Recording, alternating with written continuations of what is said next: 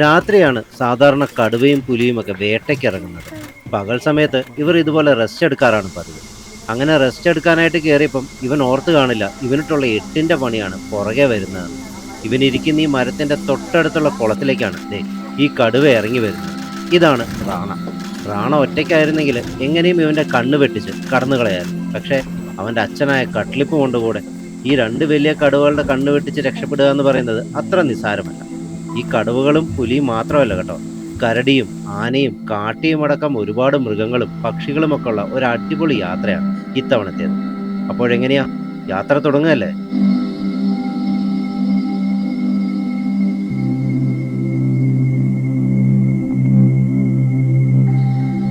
ഇത്തവണത്തെ നമ്മുടെ യാത്ര കർണാടകയിലെ നാഗർഹോളെ ടൈഗർ റിസർവിലേക്കാണ്.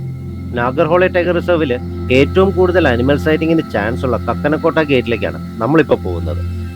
കക്കനക്കോട്ടെ സഫാരി ഗേറ്റ് എന്നുള്ള ഈ ഒരു സഫാരിക്ക് കബനി സഫാരി എന്നൊരു പേരുണ്ട്. ഈ സഫാരിയുടെ ടിക്കറ്റ്സ് നമുക്ക് ഓൺലൈനായിട്ട് നാഗർഹോളെ ടൈഗർ റിസർവിന്റെ വെബ്സൈറ്റിൽ നിന്ന് ബുക്ക് ചെയ്യാം. അതല്ലെങ്കിൽ ഓഫ്ലൈനായിട്ട് ഇവിടെ വന്ന് നേരിട്ടും ടിക്കറ്റ് എടുക്കാം. പക്ഷേ ഓൺലൈനായിട്ട് ബുക്ക് ചെയ്ത് വരുന്നതാണ് ഏറ്റവും നല്ലത്. ഈ കാണുന്ന ബസ്സുകളിൽ 3 മണിക്കൂറോളം വരുന്ന സഫാരിക്ക് വേണ്ടി ഒരാൾക്കായിട്ട് ഇവർ ചാർജ് ചെയ്യുന്നത് 850 രൂപയാണ്. നമ്മൾ ഓൺലൈനായിട്ട് ബുക്ക് ചെയ്തെങ്കിലും ഈ കാണുന്ന സഫാരി ബുക്കിംഗ് സെന്ററിൽ വന്ന് നമ്മുടെ ടിക്കറ്റ് കാണിച്ച് ബസ് നമ്പറും സീറ്റ് നമ്പറും എല്ലാം മേടിച്ചിട്ട് വേണം സഫാരിക്ക് കയറാനായിട്ട്. കബനിയിലെ സഫാരി ചാർജസ് റീസണബിൾ ആണെങ്കിലും ക്യാമറ ചാർജസ് അല്പം കഴുത്തറപ്പനാണ്. ഇതുപോലത്തെ ടെലിലെൻസും ഒക്കെ ആയിട്ടാണ് നിങ്ങൾ സഫാരിക്ക് വരുന്നതെങ്കിൽ ഒരു സഫാരിക്ക് ക്യാമറയ്ക്ക് 1600 രൂപ കൊടുക്കണം. ബുക്കിംഗ് സെന്ററിലെ ഫോർമാലിറ്റീസ് എല്ലാം കഴിഞ്ഞ് ക്യാമറ ചാർജസും കൊടുത്ത് നമ്മൾ നേരെ ഇനി കാടിനകത്തേക്കാണ് പോകുന്നത്. നമ്മുടെ കബനിയെ 2 സഫാരി സോണുകളായിട്ടാണ് തരംതിരിച്ചിരിക്കുന്നത്, സോൺ എയും സോൺ ബിയും. അതിൽ നിങ്ങളിപ്പോൾ JLRന്റെ സഫാരി എടുത്ത് വരികയാണെങ്കിൽ ആ സഫാരി വെഹിക്കിളിന് ഒന്നെങ്കിൽ സോൺ എ അല്ലെങ്കിൽ സോൺ ബി, ഇതിലേതെങ്കിലും ഒരു സോണിൽ മാത്രമാണ് പോകാൻ പറ്റുക. പക്ഷേ ഫോറസ്റ്റ് ഡിപ്പാർട്ട്മെന്റ് ഈ ഒരു ബസ് സഫാരി എടുക്കുകയാണെങ്കിൽ ഇവർക്ക് അങ്ങനത്തെ ഒരു ലിമിറ്റേഷൻ ഇല്ല, ഏത് സോണിലേക്കും ഇവർക്ക് കടന്നു ചെല്ലാം. പോരാത്തതിന് ഇത്രയും ഓപ്പൺ ആയിട്ടുള്ള ഒരു ബസ് ആയതുകൊണ്ട് തന്നെ എന്തെങ്കിലുമൊക്കെ ഒരു സൈറ്റിംഗ് കിട്ടുകയാണെങ്കിൽ തിക്കും തിരക്കൊന്നുമില്ലാതെ നമുക്ക് നല്ല ക്ലിയർ ആയിട്ട് തന്നെ മൃഗങ്ങളെ കാണാനും സാധിക്കും. കബനി സഫാരിയിൽ കടുവയും പുള്ളിപ്പുലിയൊക്കെ കാണാനുള്ള ചാൻസ് വളരെ കൂടുതലാണ്. അതുകൊണ്ട് തന്നെ ലെപ്പേർഡ് സൈറ്റിങ്ങും ടൈഗർ സൈറ്റിംഗ് ഒക്കെ ഉള്ള സമയത്ത് ഇതുപോലെ ആനകളെയൊക്കെ കാണുമ്പം ഇവിടുത്തെ സഫാരി ബസ് ഡ്രൈവർമാർ ചെയ്യുന്നത് അതിനടുത്തൊന്ന് നിർത്തി വണ്ടിയിലെ ആളുകളെല്ലാം അതിനെ കണ്ടു എന്ന് ഉറപ്പുവരുത്തിയതും ഉടനെ വണ്ടി എടുക്കും. കാരണം ആ സമയം ഇവർ പ്രയോറിറ്റി കൊടുക്കുന്നത് ടൈഗർ സൈറ്റിങ്ങിനും ലെപ്പേർഡ് സൈറ്റിങ്ങിനുമായിരിക്കും. കിട്ടിയ കുറച്ച് നേരം കൊണ്ട് പിടിയാനയുടെയും കുട്ടിക്കൊമ്പൻ്റെയും കുറച്ച് നല്ല വിഷ്വൽസ് ഒക്കെ എടുത്ത് കടുവയെ തേടിയുള്ള യാത്ര വീണ്ടും തുടർന്നു.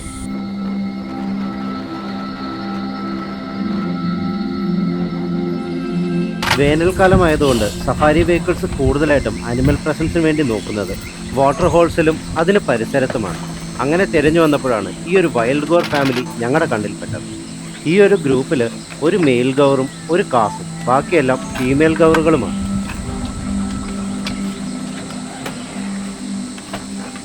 പെട്ടെന്നാണ് വേറെ ഏതോ ഒരു മൃഗത്തിൻ്റെ പ്രസൻസ് അവർക്ക് മനസ്സിലായതുപോലെ ഇവരെല്ലാവരും അലേർട്ടായിട്ട് നിൽക്കുന്നത്. ഇത്രയും വലുപ്പമുള്ള കാട്ടികളെ വേട്ടയാടാനുള്ള ധൈര്യം ഈ കാട്ടിൽ കടുവയ്ക്ക് മാത്രമേ ഉള്ളൂ. അതുകൊണ്ട് എൻ്റെ മനസ്സിലേക്ക് ആദ്യം ഓടിയെത്തിയത് കടുവയുടെ പ്രസൻസാണ്. ഒരു കടുവ അങ്ങോട്ടേക്ക് ഇറങ്ങി വരുന്നതൊക്കെ ചെറുതായിട്ടൊന്ന് ആലോചിച്ച് നോക്കിയെങ്കിലും പക്ഷേ അതൊന്നും നടന്നില്ല. പെട്ടെന്ന് തന്നെ വെള്ളം കൂടി നിർത്തിയിട്ട് ഈ കാട്ടികളെല്ലാവരും കൂടെ മുകളിലേക്ക് കയറി പോവുമായിരുന്നു.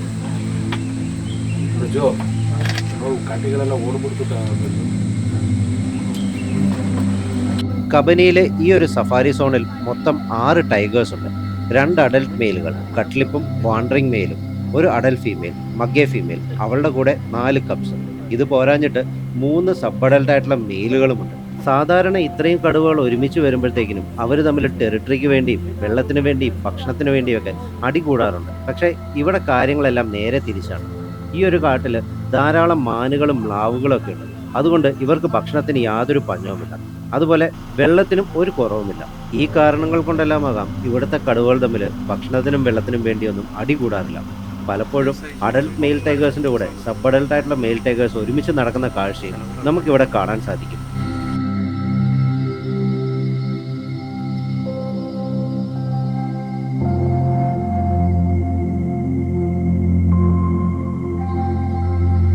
സഫാരി ടൈമിംഗ് ഏതാണ്ട് തീരാറായപ്പോഴാണ് ഈവനിങ് സഫാരിയിലെ ആദ്യത്തെ ടൈഗർ സൈറ്റിംഗ് കിട്ടിയത്. അത് ബൗണ്ടറി വാളിനടുത്തുള്ള ഒരു പോണ്ടിലാണ്. നമ്മളിനി നേരെ അങ്ങോട്ടേക്കാണ് പോകുന്നത്. സൈറ്റിങ്ങിൻ്റെ മെസ്സേജ് കിട്ടിയപ്പം നമ്മളൊരല്പം ദൂരെയായിരുന്നു. നമ്മളിവിടെ എത്തുമ്പോഴേക്കും അടുത്തുണ്ടായിരുന്ന വണ്ടികളെല്ലാം ആ സ്ഥലത്തേക്ക് എത്തിയിരുന്നു. നിർഭാഗ്യവശാൽ നമ്മുടെ വണ്ടിയിലാണ് മൊത്തം ഫോട്ടോഗ്രാഫേഴ്സും ഉള്ളത്. നല്ലൊരു ഫോട്ടോ കിട്ടുമോ എന്നുള്ള ടെൻഷൻ ഫോട്ടോഗ്രാഫേഴ്സിൻ്റെ മുഖത്തുണ്ടെങ്കിലും ബാക്കിയുള്ള ആൾക്കാരുടെ മുഖത്ത് ഭയങ്കര എക്സൈറ്റ്മെൻ്റ് ആയിരുന്നു. അവരിൽ പലരും ആദ്യമായിട്ടാണ് കടുവയെ കാണാൻ പോകുന്നത്. അതിൻ്റെ സന്തോഷവും ആകാംക്ഷയും ഒക്കെ അവരുടെ മുഖത്ത് വ്യക്തമായി കാണാൻ സാധിക്കുമായിരുന്നു. ഇനി ഈ ഒരു ആംഗിളിൽ നിന്ന് എനിക്ക് കിട്ടിയ ആ ഒരു ഷോട്ടും കൂടെ ഒന്ന് കണ്ടു നോക്കും. ആ കയറിപ്പോകുന്നതാണ് കട്ട്ലിപ്പ്. അവൻ ഇത്രയും നേരം അവിടെ ഉണ്ടായിരുന്ന കുളത്തിൽ കിടക്കുകയായിരുന്നു. എന്തായാലും ആ കുളത്തിനടുത്ത് നിർത്തിയിരുന്ന വണ്ടിക്കാർക്ക് നല്ല അടിപൊളി ഫോട്ടോസും വീഡിയോസും ഒക്കെ കിട്ടിക്കാണും. ഇനി എല്ലാ പ്രതീക്ഷകളും നാളത്തെ സഫാരിയിലാണ്. കബിനി ഒരിക്കലും നിരാശപ്പെടുത്തില്ല എന്ന് പറഞ്ഞു കേട്ടിട്ടുണ്ട്. നാളെ നമുക്ക് വേണ്ടി എന്തൊക്കെ കാഴ്ചകളാണ് ഒരുക്കി വെച്ചിരിക്കുന്നതെന്ന് വഴിയെ കാണാം. സഫാരി സെന്ററിൽ നിന്ന് 15 കിലോമീറ്ററോളം അകലെയുള്ള ഹാൻഡ് പോസ്റ്റിലെ റോയൽ ഇന്നിലാണ് നമ്മൾ ഇന്ന് റൂം എടുത്തിരിക്കുന്നത്.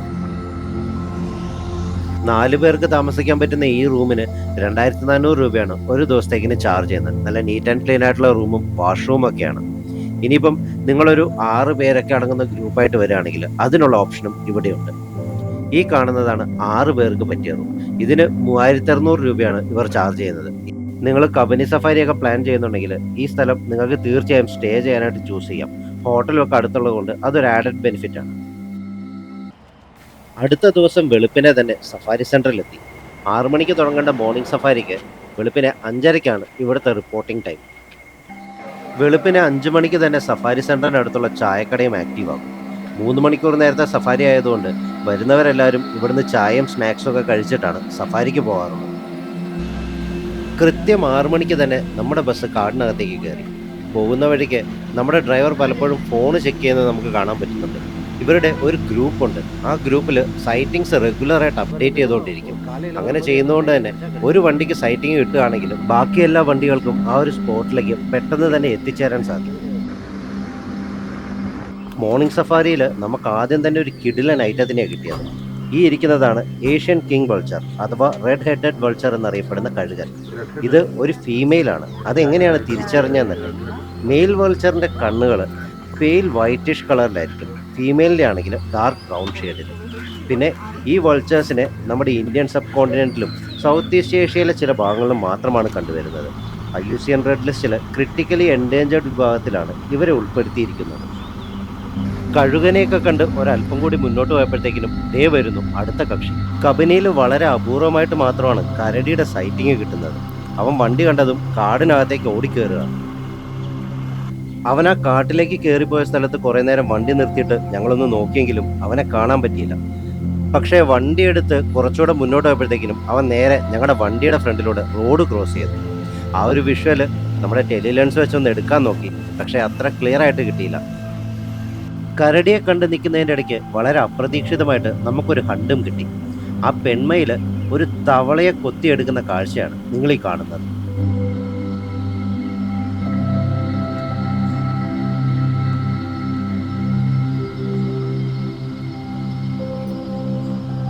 രാവിലെ സമയത്താണ് ബേർഡ്സ് അധികം ആക്റ്റീവ് ആകാറുള്ളത്. അതുകൊണ്ട് ഈ ഒരു സമയത്ത് നമ്മളൊന്ന് ശ്രദ്ധിച്ചു നോക്കിയാൽ ഇതുപോലത്തെ ഒരുപാട് കാഴ്ചകൾ കാണാൻ പറ്റും.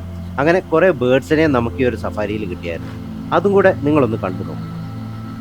ഈ ഇരിക്കുന്നതാണ് ഇന്ത്യൻ റോളർ. കർണാടകയുടെയും ഒഡീഷയുടെയും തെലുങ്കാനയുടെയും ഒക്കെ സ്റ്റേറ്റ് ബേർഡാണ് കക്ഷി.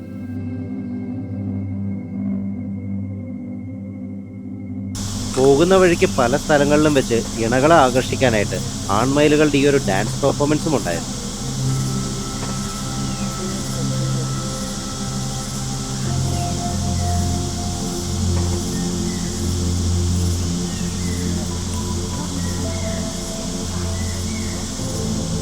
കാഴ്ചകൾ കണ്ട് നിൽക്കുന്നതിൻ്റെ ഇടയ്ക്ക് നമ്മുടെ ഡ്രൈവറായിട്ട് വീണ്ടും ഒരു മെസ്സേജ് കിട്ടി, ലെപ്പേർഡ് സൈറ്റിംഗ് കിട്ടിയിട്ടുണ്ടെന്ന്.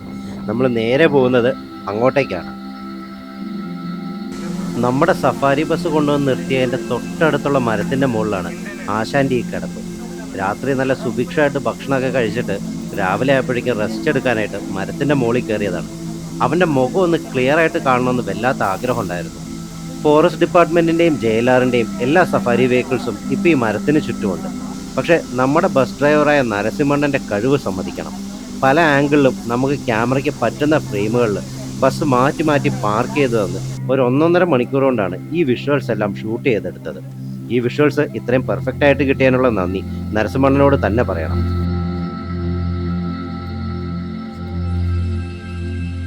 അങ്ങനെ കുറെ നേരത്തെ കാത്തിരിപ്പിന് ശേഷം അവൻ നമ്മളെ ഒന്ന് നോക്കി. ആ നോട്ടം കണ്ടോ, എന്തൊരു ഗാംഭീര്യമാണല്ലേ.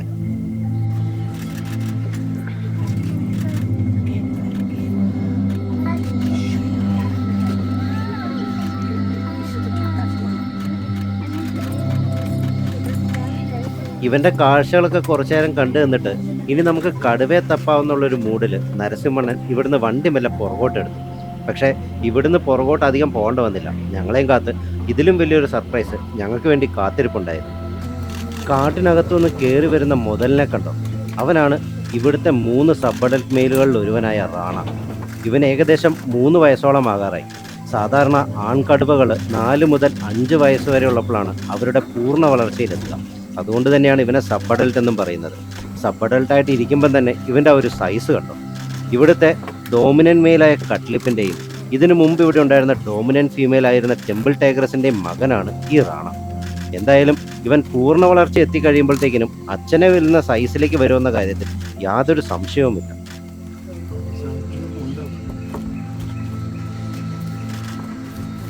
നമ്മുടെ പുള്ളിപ്പുലി ഇരിക്കുന്ന മരത്തിന്റെ തൊട്ടടുത്തുള്ള കുളത്തിലാണ് റാണ വന്നിരിക്കുന്നത്. അവനിപ്പോൾ അവിടെ ഇരുന്ന് റാണയുടെ ഓരോ മൂവ്മെന്റും ശ്രദ്ധിക്കുന്നുണ്ടാവും. സാധാരണ കടുവകളും പുലികളും ഒരുമിച്ച് പോകാറില്ല. അതിന് കാരണം മറ്റൊന്നുമല്ല, കാട്ടിയെ ഒഴിച്ച് കടുവ വേട്ടയാടുന്ന എല്ലാ മൃഗങ്ങളെയും പുലിയും വേട്ടയാടാറുണ്ട്. അതുകൊണ്ട് തന്നെ കടുവയുടെ ടെറിട്ടറിയിലേക്ക് ഒരു പുലി കടന്നു വരികയാണെങ്കിൽ കടുവ അവരെ എത്രയും പെട്ടെന്ന് അവിടുന്ന് ഓടിച്ചു വിടാറാണ് പതിവ്. ഈ ഒരു ഓട്ട മത്സരത്തിൽ പുലിയാണ് സാധാരണ ജയിക്കാറുള്ളത്. കാരണം അതിൻ്റെ ആ ഒരു വലിപ്പക്കുറവും അജിലിറ്റിയും മരം കയറാനുള്ള കഴിവുമൊക്കെ കാരണം കൂടുതൽ സമയം പുലി കടുവയുടെ കയ്യിൽ പെടാറില്ല. പെട്ടെന്ന് മരത്തിൻ്റെ മുകളിലേക്ക് കയറിപ്പോകും. ഇനിയിപ്പോൾ എന്തായാലും മരത്തിൻ്റെ മുകളിൽ നിന്ന് നമ്മുടെ പുലി താഴേക്ക് ഇറങ്ങണമെങ്കിൽ റാണ ഇവിടുന്ന് മാറണം, അല്ലാതെ അവൻ അവിടുന്ന് അനങ്ങില്ല. ആ കാര്യം ഉറപ്പായി. ഈ വണ്ടിയിലുള്ള ആൾക്കാരെല്ലാം റാണയുടെ ഫോട്ടോ എടുത്തുകൊണ്ടിരിക്കുകയാണ്. പക്ഷേ ഇവർ കാണാത്ത വേറൊരു കാഴ്ചയും കൂടിയുണ്ട്. സഫാരി വെഹിക്കിളിലിരുന്ന് റാണയുടെ ഫോട്ടോ എടുക്കുന്ന ആൾക്കാരെ നോക്കിയിരിക്കുന്ന ഈ കക്ഷിയെ കണ്ടോ, ഇവനാണ് കട്ട്ലിപ്പ്, കബനിക്കാടിലെ ഡോമിനൻ്റ് മെയിൽ, അതായത് ഈ കാട്ടിലെ രാജാവ്. ആ വണ്ടികളുടെ ഒരു ഷോട്ട് എടുക്കാമെന്ന് പറഞ്ഞ് ക്യാമറ തിരിച്ചുകൊണ്ട് മാത്രമാണ് എനിക്ക് ഇവൻ ഇവിടെ ഇരിക്കുന്നത് കാണാൻ പറ്റിയത്. എന്ത് രാജകീയമായ ഇരുത്തമാണല്ലോ അവൻ്റേത്. അവന് കട്ട്ലിപ്പ് എന്ന പേര് വരാനും ഒരു കാരണമുണ്ട്. പണ്ട് ഇവിടെ ഉണ്ടായിരുന്ന ഡോമിനൻ്റ് മെയിൽ ടൈഗറുമായിട്ട് ടെറിട്ടറിക്ക് വേണ്ടി ഉണ്ടാക്കിയ ഫൈറ്റിനിടയിൽ അവൻ്റെ വലതുവശത്തെ ചുണ്ടിൽ ഒരു മുറിവുണ്ടായി. അതിനുശേഷമാണ് അവനെ കട്ട്ലിപ്പ് എന്ന ആൾക്കാർ വിളിച്ചു തുടങ്ങിയത്.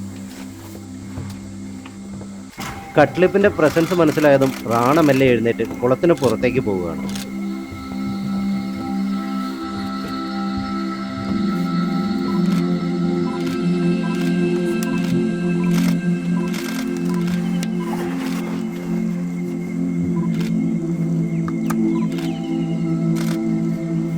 കട്ട്ലിപ്പ് ഇരിക്കുന്ന വശത്തോട്ടാണ് കേട്ടോ അവനിപ്പോൾ നോക്കുന്നത്.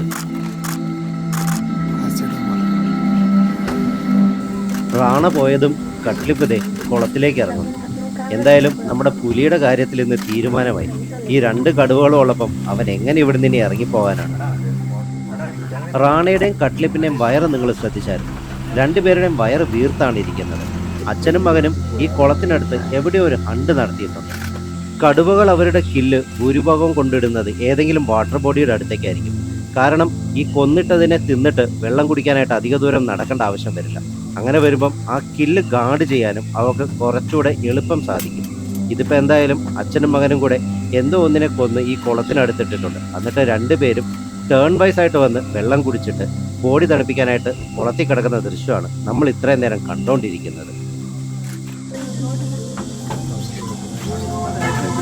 ഇവിടുന്ന് ഒരല്പം മുമ്പ് കാട്ടിലേക്ക് കയറിപ്പോയ റാണയെ കണ്ടിട്ടായിരിക്കണം സാമ്പാർ ഡിയറുകളെല്ലാം കൂടെ അലാം കോൾ ഇടുന്നത്.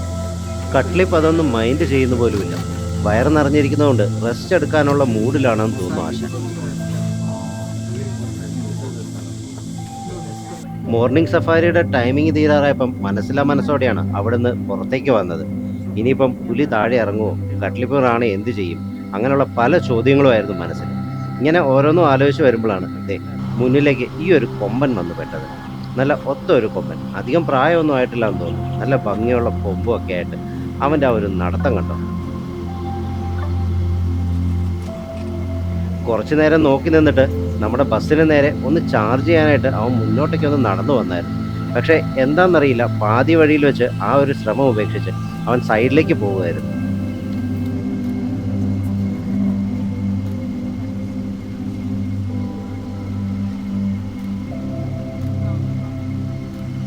കടുവകളെയും ലെപ്പേർഡിനെയും എല്ലാം കണ്ട സന്തോഷത്തിലാണ് എല്ലാവരും മോർണിംഗ് സഫാരി കഴിഞ്ഞ് ബസ്സിൽ നിന്ന് ഇറങ്ങിയത്. ഇനിയുള്ളത് ഈവനിങ് സഫാരിയാണ്, ഈ ട്രിപ്പിലെ ലാസ്റ്റ് സഫാരി. കാട്ടിലേക്ക് കയറിയതും ആദ്യം കാണുന്നത് ഈ പിടിയാനയാണ്. വൈകുന്നേരത്തെ ഗോൾഡൻ ലൈറ്റിൽ ആനയെ കാണാൻ ഒരു പ്രത്യേക ഭംഗിയായിരുന്നു. പക്ഷെ അധിക നേരം അവിടെ നിന്നില്ല. അതിന് കാരണം രാവിലെ കണ്ട 2 കടുവകളും പുലിയും തന്നെയാണ്. എത്രയും പെട്ടെന്ന് അവരുടെ അടുത്തേക്ക് എത്തണം. കടുവകളെ തേടിയുള്ള ഈ ട്രിപ്പിൽ അവസാനത്തെ യാത്രയിൽ നമുക്ക് വേറെയും കുറെ സൈറ്റിങ്ങുകൾ കിട്ടിയിട്ടുണ്ട്. ഇഷ്ടം പോലെ കാട്ടികളും ആനകളും മാനുകളും ചെങ്കീരികളും എല്ലാം അടക്കം നല്ല അടിപൊളി സൈറ്റിങ്സും കണ്ടാണ് നമ്മൾ ഈ കടുവകൾ ഇരിക്കുന്ന സ്ഥലത്തേക്ക് എത്തിയത് തന്നെ. ഈ ആനയെയും മാനിനെയും കാട്ടിയെയും ഒക്കെ കണ്ടു നടക്കാതെ ഇവർക്ക് നേരെ കടുവയുള്ള സ്ഥലത്തേക്ക് പോയിക്കൂടെ എന്ന് നിങ്ങളിൽ ചിലർക്കെങ്കിലും തോന്നിക്കാണും. പക്ഷേ ഞങ്ങൾ അവിടുത്തെ വഴിയെല്ലാം കറങ്ങി നടന്നത് ഈ ഭാഗത്ത് ഒരു ഡോമിനന്റ് ഫീമെയിൽ ഉണ്ട്, മഗ്ഗെ ഫീമെയിൽ. അവളും 4 കപ്സും 4 ദിവസമായിട്ട് പുറത്തേക്ക് വന്നിട്ടില്ല. അതുകൊണ്ട് തന്നെ ഇന്ന് അവരെ കാണാനുള്ള ചാൻസ് കൂടുതലാണ്. ഞങ്ങളപ്പം അവളെയും തേടി നടന്നതാണ്. ആ വഴിക്ക് കണ്ടതാണ് നിങ്ങളിപ്പോൾ ഈ കണ്ട കാഴ്ചകളെല്ലാം. കുറച്ചു നേരം അവിടെ കറങ്ങി നടന്നിട്ട് ഞങ്ങൾ വീണ്ടും രാവിലത്തെ സ്പോട്ടിലേക്ക് എത്തി. കണക്കുകൂട്ടലുകൾ തെറ്റിയില്ല. നമ്മുടെ പുലി മരത്തിന്റെ മുകളിൽ തന്നെയുണ്ട്. ആകെ മാറിയിരിക്കുന്നത് അവന്റെ പൊസിഷനാണ്. രാവിലെ മരത്തിന്റെ വലതുഭാഗത്തേക്ക് തലവെച്ച് കിടന്നിരുന്ന പുലി ഇപ്പോൾ ദേ ഇടതുഭാഗത്തേക്ക് മാറിക്കിടക്കുന്നു. കട്ട്ലിപ്പിന്റെ റാണിയുടെയും പ്രസൻസ് ഉള്ളതുകൊണ്ട് മാത്രമാണ് ഇത്രയും നേരം ഇവൻ ഈ മരത്തിന്റെ മുകളിൽ ചിലവഴിച്ചത്. ആള് പെട്ടിരിക്കുകയാണെങ്കിലും ഇവന്റെ ഇരുത്തം കാണാൻ ഒരു പ്രത്യേക ഭംഗിയൊക്കെ ഉണ്ട് കേട്ടോ. രാവിലെ കണ്ട അതേ സ്പോട്ടിൽ നമ്മുടെ റാണ വന്നിരിക്കുന്നുണ്ടായിരുന്നു. പക്ഷെ നമ്മുടെ കട്ട്ലിപ്പിനെ അവിടെ എങ്ങും കാണാനില്ലായിരുന്നു. ഞങ്ങൾ കുറേ നേരം വെയിറ്റ് ചെയ്ത് നോക്കി. റാണയുടെ ഒരു മൂവ്മെന്റിന് വേണ്ടി കട്ട്ലിപ്പിന്റെ ഒരു എൻട്രി ഇതൊക്കെ പ്രതീക്ഷിച്ച് ഏകദേശം 1 മണിക്കൂറോളം ഞങ്ങൾ അവിടെ കാത്തു കെട്ടിക്കിടന്നു. ഏകദേശം 2 മണിക്കൂറോളം വെള്ളത്തിൽ കിടന്നിട്ട് റാണ മെല്ലെ എഴുന്നേറ്റു. അവൻ തിരിച്ച് കാട്ടിലേക്ക് പോകാനുള്ള തയ്യാറെടുപ്പാണെന്ന് തോന്നി. നമ്മുടെ സഫാരി ടൈമും ഏകദേശം തീരാറായി. റാണയുടെ ഈ ലാസ്റ്റ് വിഷ്വലോടുകൂടി ഈ ഒരു വീഡിയോ വൈൻഡപ്പ് ചെയ്യുകയാണ്. വീഡിയോ ഇഷ്ടപ്പെട്ടെങ്കിൽ ലൈക്ക് ചെയ്യാനും യാത്രയെ സ്നേഹിക്കുന്ന നിങ്ങളുടെ സുഹൃത്തുക്കളുമായി ഷെയർ ചെയ്യാനും മറക്കരുത്. വീഡിയോയെക്കുറിച്ചുള്ള അഭിപ്രായങ്ങൾ കമൻറ്റ് സെക്ഷനിൽ രേഖപ്പെടുത്തുക. അടുത്ത വീഡിയോയിൽ മറ്റൊരു സ്ഥലവുമായി വീണ്ടും കാണാം. Till then, bye bye.